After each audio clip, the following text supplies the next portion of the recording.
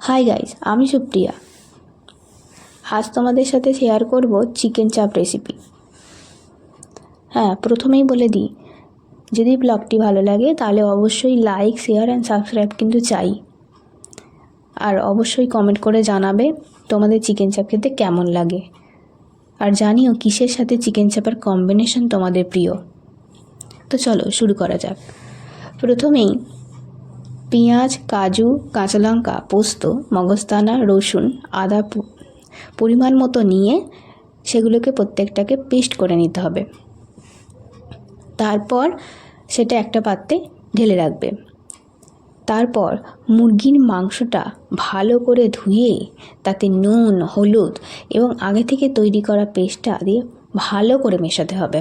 তারপর তাতে টক দই, Kashmiri red chili powder, biryani মশলা, লঙ্কার গুঁড়ো, গোটা গরম মশলা গুঁড়ো দিয়ে ভালো করে ম্যারিনেট করে 1 ঘন্টা রেখে দিতে হবে। তারপর সর্ষের তেলে ম্যারিনেট করে রাখা মাংসটা ভালো করে বানিয়ে নিলে রেডি ঝালঝাল লাল লাল চিকেন চাপ।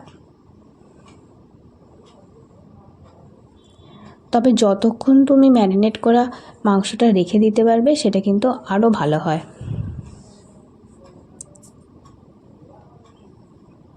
এদিনকে আমরা বিরিয়ানি বাড়ি থেকে কিনেছিলাম আর চিকেন চাপটা বাড়িতে বানিয়েছিলাম। এটা ছিল বলতে পারো ফিস্ট। তো দেখা হচ্ছে নেক্সট ব্লগে। Bye bye.